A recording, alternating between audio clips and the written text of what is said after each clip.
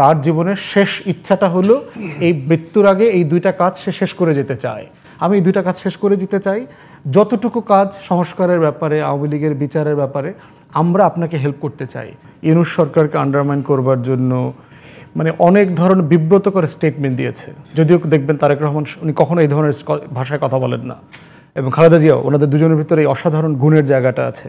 এবং জামাত ইসলামের বেশ কিছু নেতা এই কথাও বলেছেন যে ঐক্যের মধ্য দিয়ে জুলাই আগস্টের অভ্যুত্থান সংগঠিত হয়েছিল, জামাত ইসলামের অনেকের নেতাকে বিএনপির নেতারা বাসায় রেখেছে। আপনাদেরও নিশ্চয়ই সেই ধরনের অভিজ্ঞতা আছে, কিন্তু এখন এসে কিছুটা দূরে ঠেলা বা কিছুটা ট্যাগ দেওয়ার এই বিষয়গুলো আছে, আপনি নিশ্চয়ই শুনেছেন। মানে ওই বৈঠক এবং পরবর্তী বিষয় নিয়ে যদি আপনার মতামত বলেন। বৈঠকটা তো খুবই মানে পলিটিক্যাল কনভারসেশন দেশের জন্য সবসময় ভালো, যে কোনো ফর্মে হোক, যে কোনো জায়গায় হোক। কারণ হচ্ছে এতে যেটা হয়, বৈরিতা কমে যায়, টেনশন ডিফিউজ হয়ে যায়। আপনি শুধু এক্সাম্পল দেই, বিএনপির নেতারা দেখবেন ইউনূস সরকারকে আন্ডারমাইন করবার জন্য মানে অনেক ধরনের বিব্রতকর স্টেটমেন্ট দিয়েছে। যদিও দেখবেন তারেক রহমান উনি কখনো এই ধরনের ভাষায় কথা বলেন না, এবং খালেদা জিয়াও, ওনাদের দুজনের ভিতরে এই অসাধারণ গুণের জায়গাটা আছে, ভেরি মেজার্ড যখন তারা কথা বলেন। এবং দেখেন টেনশনটা কীভাবে ডিফিউজ হয়ে গেছে। দেখেন এরপরে কিন্তু কোনো ইয়ে নাই, ইস্যু নাই। এবং বিএনপির এখন সকল নেতারা বলছেন যে আমরা এই সরকারকে কন্টিনিউয়াসলি হেল্প করব।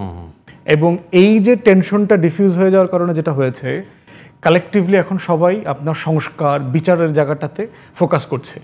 এই যে আজকে ঐক্যমত কমিশনের মিটিংগুলো যে মানে খুব সুন্দর করে হচ্ছে, ওই আলোচনাটা না হইলে কিন্তু দিন শেষে এখানে নির্বাচন ঘিরে সময় নষ্ট হইতো।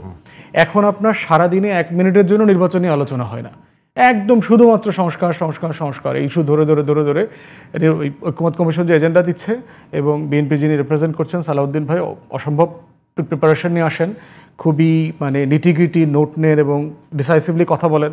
দ্বিমত আছে, আমারও দ্বিমত আছে ওনাদের পজিশনের সাথে, এবং এটা ইজ ভেরি রাইটলি সো বিভিন্ন পলিটিক্যাল পার্টির সাথে, কিন্তু উনি ভালো খুবই ব্রিলিয়েন্টলি প্রিপারেশন নিয়ে আসেন কথা বলবার জন্য। এইটা হচ্ছে এটা সবচেয়ে বড় অ্যাচিভমেন্ট। আদারওয়াইজ যেটা হতো, ঐক্যমত কমিশনের মিটিংটা ডিসফাংশনাল হয়ে যেত। মিটিংটা এখানে সাকসেসফুল এই কারণে লন্ডনের বৈঠকের আলোচনার টপিক কি হবে। দেখেন, আমি যদি ধরেন তারেক রহমানের জুতোয় পা দিয়ে চিন্তা করি যে ওই মিটিং আমি যাব, আমি আসলে কি অ্যাসিওর করতে চাইব। আমি প্রফেসর ইউনূস সাহেবকে প্রথমত হচ্ছে ধন্যবাদ দিব যে আপনি দায়িত্ব নিয়েছেন। আমার মা জেল থেকে বের হয়ে আসছে, আমি সহ আমাদের নেতাকর্মীরা একটা স্বস্তিজনক রাজনৈতিক পরিবেশে আছে, মিথ্যা মামলা হচ্ছে না, ক্রসফায়ার হচ্ছে না, ডিবি উঠায় গিয়ে রিমান্ডে নিচ্ছে না, এটার জন্য আপনাকে ধন্যবাদ। আর হচ্ছে যে নির্বাচনী প্রক্রিয়ার ব্যাপারে আপনি আসলে কি ভাবছেন। মানে অনেক জায়গাতে বলা হচ্ছে যে আপনি আসলে ইমার্জেন্সি ডিক্লেয়ার করবেন, এই মানবিক করিডোর নামে একটা ছায়াযুদ্ধ চাপিয়ে দেওয়ার চিন্তা করছেন, এই ধরনের এক্সটেনশনের ব্যাপারে অনেক গসিপ শুনতে পাচ্ছি। আপনি আসলে কি চিন্তা করছেন। তো প্রফেসর ইউনূসের জায়গা হলে আমি কি উত্তর দিব? আমি উত্তর দিব যে আমার বয়স 85 হয়ে গেছে, আমার জীবনে আর কোনো কিছু পাবার নাই, যে বাংলাদেশের অন্তর্বর্তীকালীন সরকারের প্রধান ছিলাম, এই সিভিটা বিক্রি করে দুনিয়াতে আমার আর কিছু নেবার নাই, আমি দুনিয়ার সব কিছু পেয়ে গেছি। আর আমি আমার দুনিয়ার পরিচিতির কারণে আমি যে ওয়াদা দিয়েছি গ্লোবালি, এই ওয়াদা এবং আমার ইমেজ ভাবমূর্তি নষ্ট করে আমি এখন কবরে যাব না। আমার জীবনে শুধু 2টা গুরুত্বপূর্ণ কাজ আমার বাকি আছে, এই 2টা কাজ আমি বাকি সময়টা করব। একটা হচ্ছে একটা বিশ্ববিদ্যালয়, আপনি জানেন যে এই পূর্বাঞ্চল অথবা এই উত্তরার দিকে, আর একটা হাসপাতাল।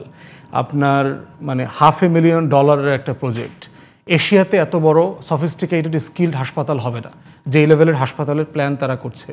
অতএব তার জীবনের শেষ ইচ্ছাটা হলো এই মৃত্যুর আগে এই 2টা কাজ সে শেষ করে যেতে চায়। আমি এই 2টা কাজ শেষ করে যেতে চাই।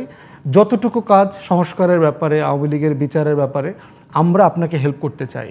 কারণ আপনারা পলিটিক্যাল গভর্নমেন্ট, আসলে অনেক কিছু করতে পারবেন না, আপনাদের অনেক লিমিটেশন আছে। আওয়ামী লীগের বিচার করতে গেলে সারা দুনিয়া আপনাদেরকে মৌলবাদী বলবে, ভারতের পক্ষ থেকে ডিসইনফরমেশন ক্যাম্পেইন আছে, ওই কাজটা আমি একটু আগিয়ে দিতে চাই। তো তারেক রহমান বলছে যে তো এই ব্যাপারে তো আমাদের কোনো দ্বিমত নাই। তো এই যে এই মিটিংয়ে যেটা হয় 2 পক্ষ, সেটা হচ্ছে ট্রাস্ট বিল্ডিং হয়। এই মানে টেনশনটা ডিফিউজ হয়ে যায়, ট্রাস্টের সম্পর্কটা তৈরি হয়, ডাইরেক্ট কমিউনিকেশন হয়ে যায়। তখন মিসট্রাস্টটা তৈরি করে কারা আসলে? মিসট্রাস্ট এটি নিয়ে নানান রকম যে তারেক রহমান দেশে না থাকাতে একটা মিসট্রাস্টের ব্যাপার। একটা বিষয় হলো, যেমন ধরেন আমি আপনাকে দেখতে পাচ্ছি না, ধরতে পাচ্ছি না, আপনার সাথে একান্তে কথা বলতে পারছি না, আমাকে সবসময় তৃতীয় পক্ষ নির্ভর কথা শুনতে হয়। তো তৃতীয় পক্ষের বিষয় তো আপনার একটু প্লাস মাইনাস হবে, 17কে 19 করবে, 19কে 33 করে দেবে। সরাসরি কমিউনিকেশন হলে যে আপনি কি এটা বলছেন, না বলি নাই তো, আপনি এটা বলছেন, হ্যাঁ বলছি, তো কি বুঝাইছেন, এইটা বুঝাইছি, আচ্ছা এটাতে তো সমস্যা নাই, শেষ, মানে ডান ডাস্টেড। তো সেই জায়গাতে এই ধরনের মিটিং রাষ্ট্রের জন্য অলওয়েজ বেনিফিশিয়াল। এখন ধরেন এই প্রোগ্রামের ব্যাপারে যারা রিজার্ভেশন শো করেছে তাদেরকে আমি বলছি, ভাই তারেক রহমান যদি দেশে থাকতো গত 10 মাসে ইউনুসের সাথে তার 10টা মিটিং কিন্তু এমনি হয়ে যেত, একদমই তাই, নর্মালি হয়ে যেত। তাহলে যেই বেচারা দেশে থাকে না, ইউনুস সাহেবও লন্ডনে কোনো সফরে যায় নাই, তো তার সাথে দেখা করাটা তো খুবই ভদ্রতার একটা ব্যাপার, যে একটা দেশের সবচেয়ে বড় পলিটিক্যাল পার্টি লিডার ওখানে এটি খুব আছেন স্বাভাবিক, exile-এ। এটি খুব স্বাভাবিক। এবং সে তো নিজে মুসলিম, ধরেন তারেক রহমানের পলিটিক্সের সাথে আপনি দ্বিমত করেন, দ্বিমত করার অ্যাবসলিউট রাইট আছে, কিন্তু খালেদা জিয়া, তারেক রহমানরা তো মুসলিম ছিল গত 17 বছর। তার উপর যে ফিজিক্যাল টর্চার হয়েছে, যে নির্যাতন হয়েছে, হাওয়া ভবনের নামে যে কেলেঙ্কারি হয়েছে, যেটা আওয়ামী লীগ প্রমাণ করতে পারে নাই, তারপরে দেশ ছাড়া করেছে, 17 বছর ধরে দেশের বাইরে আছে, তাহলে সে নিজেও তো মুসলিম। এরকম একটা পলিটিক্যাল পার্টির লিডার যার পুরো পরিবার আপনার জুলুমের শিকার হয়েছেন, তার সাথে দেখা করার তাই ইটস ভেরি কার্টিসি কল, এটার ভিতরে আমি কোনো সমস্যা দেখি না। আবার যে সকল দল এটাকে মানে নেগেট করার চেষ্টা করছেন, তাকে বেশি মূল্যায়ন করা হচ্ছে, এটা করা হচ্ছে, তাদের স্টেটমেন্টটাও তাদের বলার রাইট আছে, কারণ তার একটা নিজস্ব পলিটিক্স আছে। অতএব প্রত্যেক দলের নিজস্ব পলিটিক্সের জায়গায় একজন আরেকজনকে আলটিমেটলি কি যেটি আসলে নানান পক্ষ থেকে বলা হলো যে এটির মধ্যে দিয়ে একটা স্বস্তির জায়গা তৈরি হলো, সেটির সাথে তো আপনি একমত? একমত।